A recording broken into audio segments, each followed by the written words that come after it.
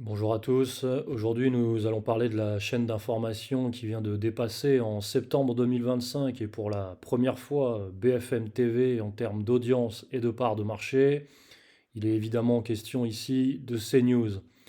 Afin de mieux appréhender cet objet médiatique, nous nous sommes attachés dans le numéro 545 de Faits et Documents, lettre d'information confidentielle qui vous dévoile les coulisses du pouvoir.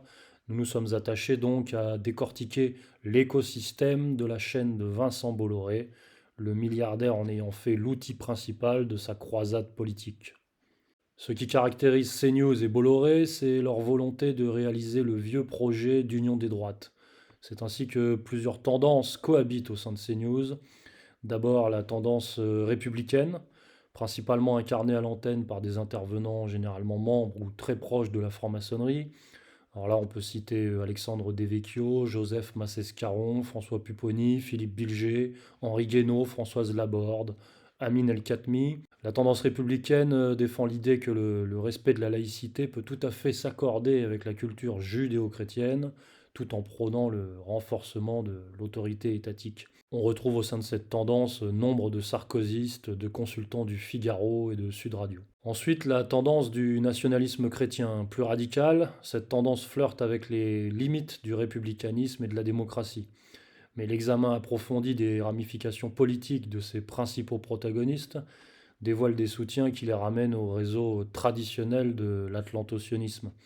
Ici, on peut citer Alexandre Peset, véritable courroie de transmission du libéral conservatisme américain et formateur par l'intermédiaire de l'IFP de Charlotte Dornelas, mais aussi de la plupart des cadres qui entourent aujourd'hui Jordan Bardella, Éric Ciotti et Sarah Knafo.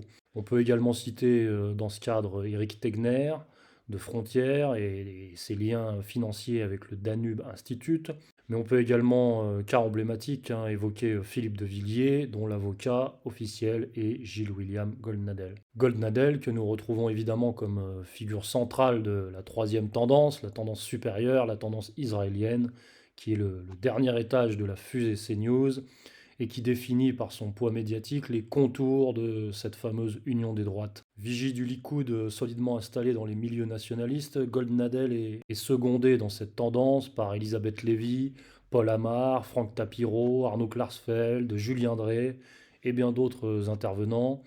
Certains cumulent même les profils, comme les francs-maçonnes et sionistes Céline Pina et Rachel Kahn. Si autour de ces différentes galaxies gravitent des mécènes comme Charles Becbédé, Charles Gave, Charles Millon, Pierre-Édouard Sterrin, le maître d'œuvre reste évidemment Vincent Bolloré, le milliardaire qui a, par son rachat du groupe Canal+, fait d'une pierre deux coups, en portant un coup fatal à la gauche culturelle, tout en constituant une plateforme majeure dans le but de porter son idéologie judéo-chrétienne au pouvoir.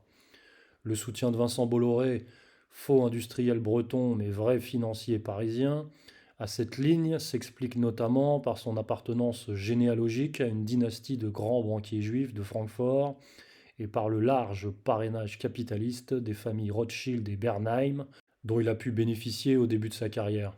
Les Bolloré sont fortement ancrés dans la superstructure oligarchique, Club Le Siècle, Groupe Bilderberg, Forum de Davos, mais ils travaillent en famille. Seuls sont cooptés les hommes de main sans état d'âme, capables de jouer froidement le rôle de chien de garde.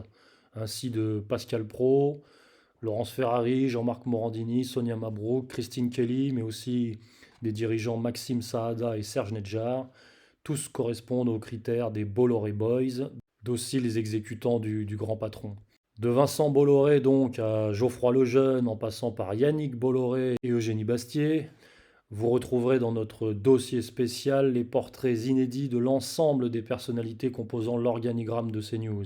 Le grand dévoilement du désormais leader des chaînes d'information en continu françaises, c'est dans le numéro 545 de Faits et Documents. Alors bonne lecture et rendez-vous le mois prochain pour un nouveau numéro.